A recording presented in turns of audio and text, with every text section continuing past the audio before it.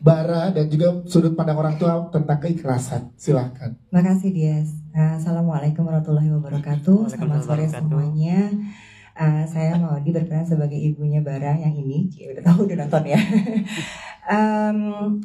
Di sini di film ini merasa bahwa hubungan ibu Bara dan Bara itu kayak sebuah hubungan yang ideal gitu, antara seorang ibu dengan anak laki-laki tunggalnya, di mana pasti banyak harapan terhadap anak laki-lakinya dan bagaimana seorang ibu ingin memberikan yang terbaik untuk anaknya, namun belum tentu yang terbaik di pilihan ibunya adalah yang terbaik yang di hatinya anaknya gitu.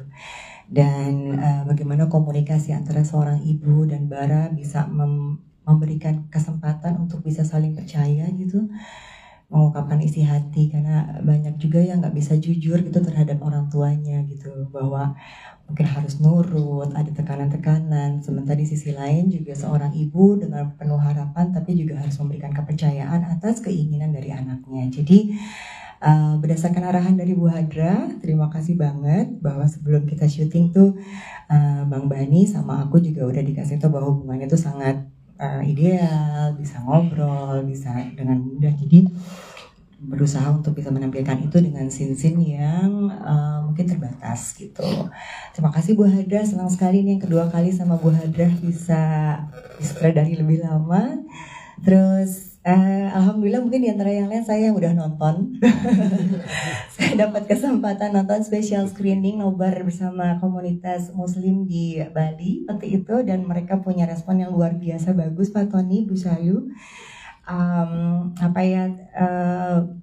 saya ingin tepuk tangan yang luar biasa untuk Michelle. Yes. Karena sejak awal kita tuh senang dikasih kesempatan sama para produser, Bu Ida juga, untuk bisa saling memahami karakternya gitu. Karena dengan karakter yang segini kuatnya, apalagi ini juga based on true story, pasti juga Michelle dan Migdat, Bang Bani, Amel juga harus semua menghidupkan karakter itu dan dikasih kesempatan dengan acting coach yang cukup dan terlihat betul hasilnya. Kalau menurut saya, yang mungkin yang tadi udah nonton juga pasti setuju. So selamat buat semuanya. Kita akan menyambut film ini minggu depan. Mbak Asma juga, mudah-mudahan Amira yang aslinya juga nanti dia bisa hadir dan bisa menjadi sebuah inspirasi. Dan untuk itu sekali lagi saya terima kasih kepada para produser dan sutradara yang memberikan kesempatan untuk bisa menjadi bagian dari film ini. Thank you. Terima kasih Mbak Moni Kusnedi. Selanjutnya juga ada Mbak Foni Anggraini sebagai ibu dari Amira. Kita pengen tahu keikhlasannya sangat luar biasa karena ternyata menemani walau tidak ada fisiknya di akhir gitu ya, sosok ibunya sudah ditinggal Amira, ditinggalkan ibunya, tapi menemani sampai titik akhir. Sudut pandang Mbak Foni saat dipercaya menjadi peran ibu ini seperti apa sih? Karena sangat kuat pesan ibu di sini. Assalamualaikum warahmatullahi wabarakatuh. Waalaikumsalam warahmatullahi wabarakatuh. Teman-teman semua, terima kasih sudah hadir di sore hari ini. Saya Foni, saya berperan sebagai ibu Amira. Amira ini agak tertutup ya anaknya, jadi memang gak banyak, dia gak mau mengungkapkan kesedihannya pada orang tuanya, pada saya, pada ibunya. Jadi si ibu ini, tapi naluri seorang ibu itu kan kuat sekali ya. Ibu ini tahu bahwa anaknya sedang sedang mengalami kesulitan di hidupnya, tapi ibu juga tidak mau terlalu banyak mencampuri. Jadi, tapi begitulah kebanyakan. Jadi seorang ibu hanya bisa memberikan energi, cinta yang luar biasa, dan pastinya memberikan doa supaya anaknya tetap berada di jalan Allah gitu ya. Jadi senantiasa dibukakan kemudahan atas semua masalahnya. Jadi energi ibu yang sebegitu besarnya sehingga ibu bisa menemani langkah Amira ke depannya. Yes. Gitu. Ini kali kedua saya bekerja sama dengan VMS. Terima kasih untuk Ibu Shalu dan Pak Tony dan jajaran tim produser juga. Dan kesekian kalinya bekerja sama dengan Ibu Hadra. Senang sekali. Terima kasih untuk semua cast yang sudah berbagi energi. Untuk Michelle, kali ini aku jadi ibumu. Setelah di beberapa film kita sempat ketemu. Mudah-mudahan film ini bukan sekedar tontonan, tapi juga bisa jadi tuntunan dan inspirasi untuk kita semua. Berkah insya Allah. Amin. Terima kasih Pak Uni. Sekarang kita ke jajaran guest lainnya. Ada Umi Kuari. Tepuk tangan dulu dong untuk Umi. Sebagai sahabat dari sahabat Tiljana. Ya, Masya Allah. Umi tapi di sini luar biasa karakternya. Boleh dijelaskan makna yang Umi dapatkan dan rasakan sebelum dan sesudah memerankan karakter Ica di film Asba ini. Silakan Umi. Assalamualaikum semuanya. Umi, jangan terlalu manis, terlalu manis. Umi terlalu manis. Terima kasih semuanya. Terima kasih Pak Tony, terima kasih Bu Syalu, terima kasih VMS juga yang udah ngasih kesempatan buat Umi peranin Ica. Ica adalah sahabat yang sangat ideal. Mungkin banyak Amira di luar sana, dan aku sebagai Umi sangat mengerti bagaimana rasanya kalau punya masalah sendirian, terus gak punya tempat buat bisa cerita, gak punya teman buat bisa ngadu. Itu rasanya pasti sedih banget, stres banget, sakit banget. Makanya sebagai Umi belajar dari Ica bagaimana menjadi sosok sahabat yang selalu ada dan selalu nguatin Amira. Mungkin Ica juga punya banyak perjalanan hidup sebelumnya yang pada akhirnya bisa menguatkan Amira. Semoga di luar sana, kalau ada Amira-Amira di luar sana, juga banyak Ica-Ica di luar sana juga yang ngerangkul temennya, ngerangkul sahabatnya. Umi juga jadi belajar banget gimana kalau teman Umi lagi sedih, lagi butuh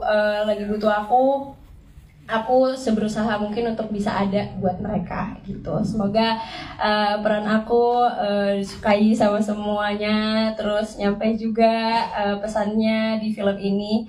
Itu aja, semoga berkah untuk kita semua. Amin, terima kasih. Tapi Umi sedikit dong, Umi kita pengen masih ngulik sedikit tentang Umi di sini. Kan karakternya lebih dewasa dari karakter-karakter yang biasanya Umi mainkan gitu kan. Nah, ada tantangan khusus nggak sih untuk Umi kayak tadi kalau sahabat punya sahabat kayak Umi kayaknya enak gitu. Ada. Oh, Masya Allah banget. Lagi sakit di ngajiin. Tantangan tersendiri buat Umi apa saat mendalami karakter Ica ini? Langsung, saya hanya mewakili teman-teman penonton di sini. Iya, apaan sih balik lagi? Udah kali gitu. Gimana? Udah jadi 17 Juli mulai tayang di seluruh bioskop Indonesia. Siapkah akan dicapai jadi wah ini coret flag nih gitu ya. Dan ada pertimbangan khusus pada saat kamu dipercaya memerankan karakter Pram ini? Silakan. Baik, terima kasih. Bismillahirrahmanirrahim. Assalamualaikum warahmatullahi wabarakatuh. Waalaikumsalam warahmatullahi wabarakatuh. Selamat sore semuanya. Pertama-tama saya ingin berterima kasih banget kepada VMS, Bu Hadra, Pak Tony, Bu Syalu semuanya sudah mempercayakan tokoh ini kepada saya. Saya itu adalah kayaknya cast terakhir yang join di judul ini. Jadi pas begitu baca skenarionya agak deg-degan karena ini challenging banget buat saya. Kayaknya pertama kalinya saya mengambil tokoh yang red flag-nya banget menurut saya. Dan ini tapi saya menarik banget ya karena kita tuh biasanya belajar itu dari peristiwa, baca buku atau misalnya di kelas. Nah ini tuh saya belajar dari perspektif tokoh saya sebagai Pram, di mana dinamika emosinya yang luar biasa kayak roller coaster. Di awal dia harus kayak cowok green flag, terus tiba-tiba berubah gitu, transisinya itu saya pikirin banget. Dan untungnya saya dibantu dengan teman-teman yang luar biasa. Bu Hadra juga yang bantu saya terus karena aduh, saya aja jadi tokoh Pram tuh kayaknya siap dihujat sama seluruh Indonesia nih nanti pas tayang nih. Mohon maaf, tapi ini jadi apa ya, saya belajar banyak juga dari tokoh ini karena ternyata benar bahwa iman itu kan fluktuatif ya. Di satu sisi ada satu hari di mana iman kita kayak ngerasa dekat banget sama Allah. Besoknya bisa kita ngerasa kok malas banget buat ibadah gitu. Nah, tokoh Pram ini mungkin adalah salah satu contoh manusia yang tergelincir gitu. Dia mendefinisikan kebahagiaan itu terlalu sempit gitu. Dia logis sekali, dia ingin punya anak, tapi ternyata kan kehidupan itu tidak linear ya, selalu berjalan sesuai kehendak yang di atas. Nah, saya juga belajar melihat dari sudut pandang istri saya di sini bahwa ternyata ikhlas itu bukan menyerah, tapi ikhlas itu terus berjuang dengan kehidupan. Pasti indah di akhirnya kalau kita terus berjuang dan tidak menyerah. Masya Allah, tepuk tangan Demikian dari saya. dong. Terima Dia kasih. lagi ngomong Mikdad ya. Oh iya, mau mikir ya, maaf ya. Maaf, udah lewat ya. Saya takut. Ya Mikdad, terima kasih. Kita ke Tisa Miani sebagai Amel, tepuk tangan dong untuk Tisa. Karena yang sangat luar biasa di sini, tapi kita pengen tanya ke Tisa, apa nilai yang paling kuat yang kamu rasakan saat memerankannya, dan apa definisi ikhlas dari sudut pandang Amel sih menurut Tisa? Silakan. Pertanyaannya udah berat nih, mudah-mudahan aku gak salah ngomong. Assalamualaikum warahmatullahi wabarakatuh. Waalaikumsalam warahmatullahi Teman-teman wartawan dan juga penonton yang sudah mau menyempatkan hadir ke screening film Assalamualaikum Baitullah. Aku sebelumnya mau berterima kasih sekali kepada Bu Salu dan Pak Tony dari VMS Studio, Bu Hadra, Mbak Asma Nadia, dan semua jajaran cast yang gak bisa aku sebutin satu persatu sudah memberikan kesempatan aku bisa ada di sini dan memberikan aku energi positif juga sehingga karakter Amel bisa terbentuk mudah-mudahan sesuai ekspektasi penonton ya gitu. Tapi jujur kalau boleh cerita, aku tuh pertama kali ditawarin film Assalamualaikum Baitullah sebenarnya kenapa aku tertarik karena selain aku syuting di Baitullah, itu alasan utamanya kenapa aku mau ambil film ini. Oh Tisa ada syuting di Baitullah gitu. Alhamdulillah kan bisa kerja sambil ibadah. Tapi ternyata setelah aku dalemin prosesnya, aku reading, aku syuting, aku workshop segala macam, ternyata bukan hanya sekedar syuting di Baitullahnya aja, tapi karakter yang aku peranin yaitu Amel itu banyak banget kasih pelajaran yang positif buat aku sebagai manusia. Mencoba ikhlas, kesetiaannya selalu diuji dari lelaki yang dicintainya, dan aku ngerasa wow, kayaknya jarang ya kita bisa dapetin teman, sahabat, pasangan yang tulus di zaman sekarang seperti Amel. Jadi yang mudah-mudahan karakter Amel bisa menginspirasi wanita-wanita di luar sana khususnya untuk selalu setia kepada orang yang dicintai, selalu berjuang. Insya Allah ketika kalian berjuang dan kalian terus ikhtiar, hasilnya pasti akan positif juga seperti usaha yang kalian lakukan. Masya Allah, terima kasih Tisa Miani. Sama-sama. Kita ke Arbani sebagai Bara, mana tim Bara suaranya ini? Sudah banyak tim Bara, semoga teman-teman di sini menemukan bara-bara lainnya ya, bara-bara asmara di luar sana.